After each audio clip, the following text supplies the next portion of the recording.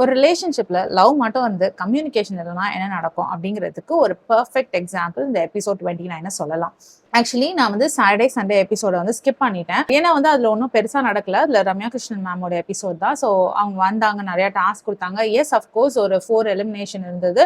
Rex, Monisha போனாங்க, Sinduri and Bravo போனாங்க. Sinduri and Bravo வந்து கனெக்ஷன் இல்லை அப்படின்னு சொல்லி போனாங்க. ரெக்ஸ் அண்ட் மோனிஷா பாத்தீங்கன்னா கனெக்ஷன் இருந்தும் அவங்களுக்குள்ள வந்துட்டு அந்த கமிட்மெண்ட் இல்லை அப்படிங்கிறதுக்காக வெளியே போனாங்க. மற்றவங்கலாம் வந்து நாங்க ஸ்ட்ராங்கா கமிட்மெண்ட் கொடுக்குறோம் அப்படின்ற மாதிரி சொன்னதுனால அவங்க எல்லாம் ஸ்டே பண்ணாங்க. எபிசோட் 29 பாத்தீங்கன்னா எல்லாரும் பிரேக்ஃபாஸ்ட் டேட் வந்து ரொம்ப ஜாலியா போனாங்க. பட் அதுல ஒரு 2 கப்பலுக்கு மட்டும் ஒரு சின்ன சலசலப்பு நடந்தது. ஸோ பிரேக்ஃபாஸ்ட் டேட்ல பிரியங்கா அண்ட் வெக்கி இவங்க மட்டும் டிஸ்டன்ஸ் மெயின்டைன் பண்ணாங்க. அண்ட் நேஹா அண்ட் தேஜஸ் இவங்களோட பிரேக்ஃபாஸ்ட் டேட்டும் வந்து அவ்வளவு நல்லா போல அப்படின்னு சொல்லலாம். ஸோ என்னென்ன நடந்ததுன்னு பார்க்கலாம் வாங்க.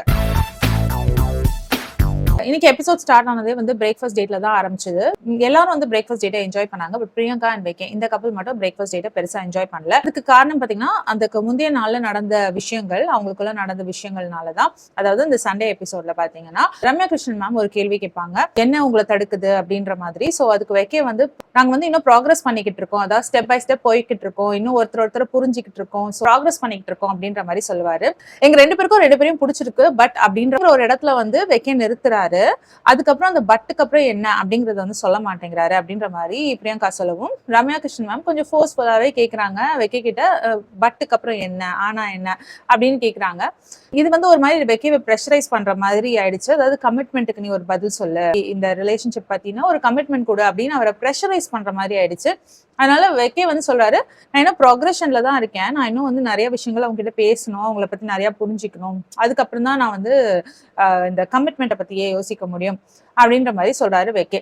ரைட், ஃபர்ஸ்ட் வந்து புரிஞ்சிக்கவே இல்லைன்னா அதுக்கப்புறம் எங்க இந்த கமிட்மெண்ட் கொள்ள போறது, அது ஒரு நியாயமான பதில் தான். சோ இது வந்து வெக்கே வந்து ப்ரெஷரைஸ் பண்ண மாதிரி ஆயிடுச்சு. அதுதான் எபிசோட் முடிஞ்ச பிறகுமே வந்து பிரியங்கா அண்ட் வெக்கே உட்காந்து பேசுறாங்க.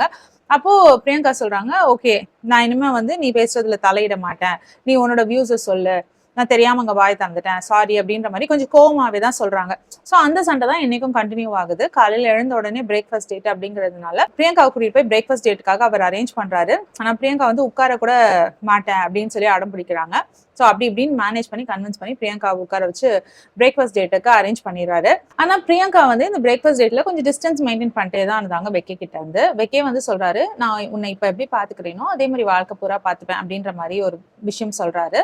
அதுக்கு பிரியங்கா பாத்தீங்கன்னா, ஓகே நீ வந்து நல்ல பர்சன், நல்ல அமேசிங் பர்சன், சூப்பரான பர்சன், எல்லாமே ஓகே தான். பட் எல்லாருக்குமே எல்லா விஷயமும் செய்யற, அப்போ உன்னுடைய ஸ்பெஷல் பர்சனை வந்து நீ எப்படி ஸ்பெஷலா ட்ரீட் பண்ணுவ, அந்த ஸ்பெஷல் பர்சனுக்கு எப்படி தெரியும் நீ வந்து அவங்களை ஸ்பெஷலா ட்ரீட் பண்றேன்னு சொல்லிட்டு அப்படின்ற மாதிரி சொல்றாங்க. அது வேலிட் பாயிண்ட் தான். அது மட்டும் இல்லாம நீ ரொம்ப இம்மேச்சூரா இருக்கிற, உனக்கெல்லாம் வந்து ஒரு விஷயத்த புரிஞ்சிக்க முடியல, அந்த ஒழுங்கா யோசிக்க மாட்டேங்கிற அப்படின்னு நிறைய விஷயங்களை வந்துட்டு அவரோட நெகட்டிவா பிரியங்கா எடுத்து வைக்கிறாங்க. அண்ட் மோர் ஓவர் வந்து வெக்கே நிறைய பேருக்கு தானாவே முன்ன போய் எல்லா வேலையும் செய்யறது வந்து பிரியங்காவுக்கு கொஞ்சம் நெருடலாவே இருக்கு. அது ஏன் அந்த மாதிரி பண்ணணும், இப்படியே பண்ணா இந்த மனுஷனை வந்துட்டு எல்லாரும் வந்து டேக்கன் ஃபார் கிராண்டட்ன்ற மாதிரி எடுத்துப்பாங்களே, இவர் நிறைய மாறணுமே, அண்ட் இவரே வந்து இவரை பத்தி ரொம்ப இன்செக்யூரா ஃபீல் பண்றாரு அப்படின்னு நிறைய விஷயங்கள் பிரியங்கா மனசுல ஓடிட்டு இருக்கு. சோ அவங்க சொல்றாங்க, எனக்கு வந்து செல்ஃப் இண்டிபெண்டன்டான ஒரு பர்சன் தான் வேணும், இம்மேச்சூரா ஒரு பாய் ஃப்ரெண்ட் வேணாம் அப்படின்ற மாதிரி சொல்றாங்க பிரியங்கா. அண்ட் மோர் ஓவர் வெக்கே வந்து தமிழ்ல ரொம்ப ஜட்மெண்டலா இருக்காரு அப்படின்ற மாதிரி சொல்றாங்க. சோ இன்னைக்கு பிரியங்கா பேசின பாயிண்ட்ஸ் எல்லாம் நான் யோசிச்சு பார்க்கும்பொழுது ரைட், பிரியங்கா கரெக்ட் தான். அவங்க சொல்றாங்க, சிந்தூரி வந்து நீ உனக்கு நல்லாவே தெரியுறாங்க, அதனால நீ அவங்களை எப்பவுமே நல்லபடியா நினைக்கிற, என்ன நீ வந்து எப்படி யோசிச்சு வச்சிருக்கன்னு தெரியல, சோ நான் வந்து எல்லார்கிட்டயும் போய் புறம் பேசுறேன் அப்படின்ற மாதிரி நீ நினைக்கிற, ஆனா நான் அப்படி கிடையாது, சிந்தூரி பேசின அளவுக்கு கூட நான் பேசல அப்படின்ற மாதிரி சொல்றாங்க.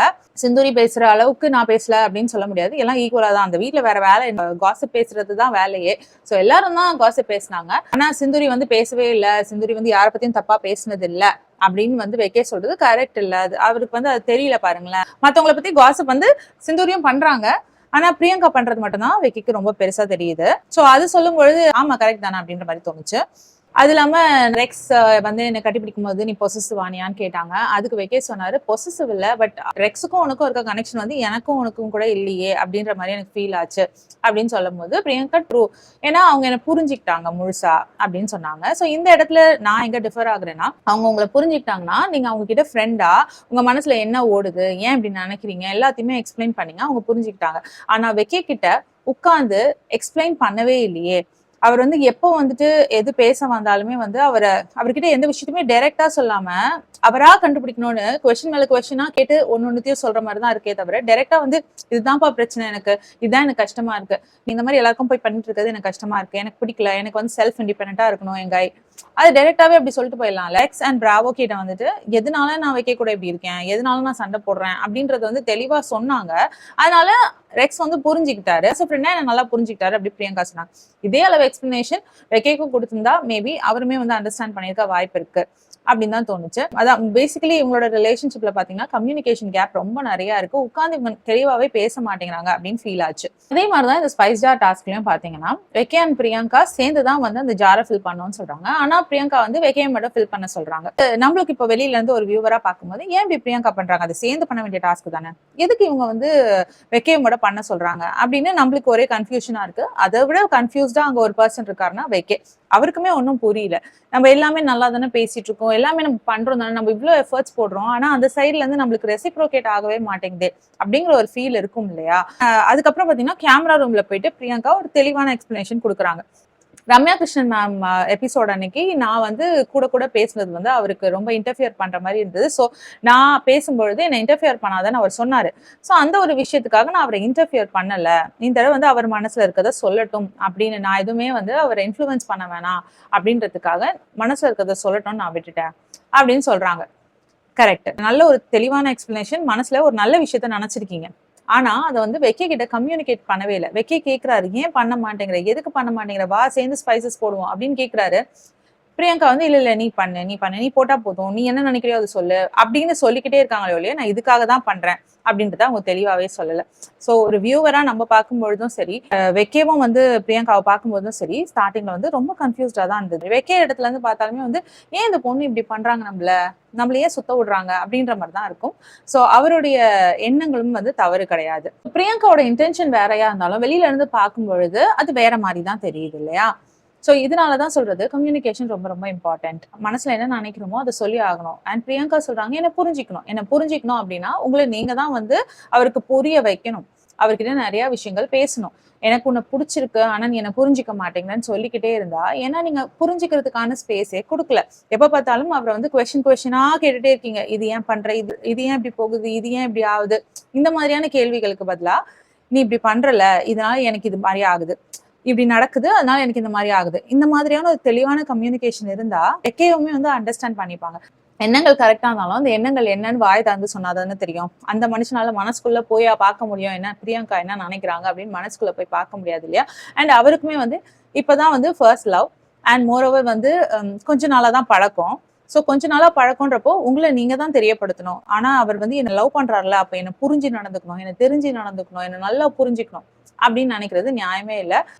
இங்க வந்து ஒரு பிக்கெஸ்ட் ப்ராப்ளமா நான் பாக்குறதே வந்து கம்யூனிகேஷன் தான். உட்கார்ந்து பிரியங்கா தெளிவா எனக்கு இதுதான் வேணும், இதனாலதான் நான் இப்படி நடந்துக்கிறேன் அப்படிங்கறது தெளிவா பேச மாட்டேங்கிறாங்க. அதனாலதான் பிரியங்கா இங்க மனசுல நினைக்கிறது ஒண்ணு, ஆனா பாத்தீங்கன்னா வெக்கே வந்து அந்த ஸ்பைஸ் ஜார் டாஸ்கே எனக்கு டிசப்பாயிண்டிங்கா இருந்தது அப்படின்னு சொல்றாரு. சோ அவர் புரிஞ்சுக்கிற விதம் டோட்டலி டிஃபரெண்டா இருக்கு. நேஹா அண்ட் தேஜஸ் இவங்களோட பிரேக்ஃபாஸ்ட் டேட்டை பாத்தீங்கன்னா நேஹாக்கு இருக்கிற ஒரே கொஸ்டின் எப்பவுமே வந்து வெளியில போய் என்ன நடக்க போகுது, தேஜஸ் வந்து நம்மகிட்ட பேசுவாரா, இதே மாதிரி இருப்பாரா அப்படிங்கிற கொஸ்டின் வந்து இருந்துட்டே இருக்கு. சோ அந்த கேள்வியை அவங்க கேட்கறாங்க, வெளியில போனா பேசுவியா அப்படின்னா நான் அப்ரப்டா நான் ஸ்டாப் பண்ணிட்டு போக மாட்டேன் அப்படின்னு சொன்னோடனே நேஹா கேட்கறாங்க, ஓ அப்ப எவன் சொல்லி கொஞ்ச நாள் கழிச்சு நீ ஸ்டாப் பண்ணிடுவ அப்படின்னு சொல்றாங்க. ஐயோ அப்படின்ற மாதிரி தேஜஸ் சொல்றாரு, நான் என்ன பதில் சொல்றது தெரியல அப்படின்ற மாதிரி. சோ அந்த எஸ்கேபிசமா பார்க்க முடியுது. தேஜஸ் வந்து கமிட்மெண்ட் கொடுக்கறதுக்கு தயங்குற மாதிரி தான் இருக்கு. அதாவது வெளியில போயும் வந்து இந்த ரிலேஷன்ஷிப் இதே மாதிரி கண்டினியூ ஆகுமா அப்படிங்கிறதுக்கான ஒரு கமிட்மெண்ட் கொடுக்கறதுக்கு தேஜஸ் யோசிக்கிற மாதிரி தான் இருக்கு. ஆனா நேஹாக்கு அந்த கமிட்மெண்ட் தேவைப்படுது. மறுபடியும் Abid and Nivedita and Meena and Dinesh இவங்களோட ரிலேஷன்ஷிப்லாம் வந்து ரொம்ப ஸ்டடியா போயிட்டு இருக்க மாதிரி இருக்கு. ஆபித் அண்ட் நிவேதிதாக்கு சில கிளாஷஸ்லாம் இருந்தது, பட் அதெல்லாம் அவங்க பேசி தீர்த்துட்டாங்க போல இருக்கு. சோ இப்போ அகைன் நாங்க வந்து ரொம்ப ஹாப்பி கப்பல் அப்படின்ற மாதிரி தான் அவங்க ரெண்டு பேரும் காட்டிக்கிறாங்க. அவங்களை பாக்குறதுக்கு வந்து ஹாப்பியா இருக்கிற மாதிரி இருக்கு. சோ ரெண்டு பேரும் அண்டர்ஸ்டாண்ட் பண்ணிட்டு ரொம்ப புரிஞ்சு நடந்துக்கிற மாதிரி இருக்கு. அதே மாதிரிதான் வீணா தினேஷுமே ரொம்ப கூல் அண்ட் ஹாப்பி கப்பலா தான் தெரியுறாங்க. இந்த எபிசோட பொறுத்த வரைக்கும் ரெட் பிளாகா பாக்குறது வந்து அந்த கம்யூனிகேஷன் கேப்பை தான். வெக்கே அண்ட் பிரியங்கா இவங்க ரெண்டு பேரையும் ரொம்ப பிடிச்சிருக்கு. ஆனா தான் மனசுல என்ன நினைக்கிறேன்னு சொல்லிட்டு பிரியங்கா தெளிவா தெரியப்படுத்த மாட்டேங்கிறாங்க வெக்கேக்கு.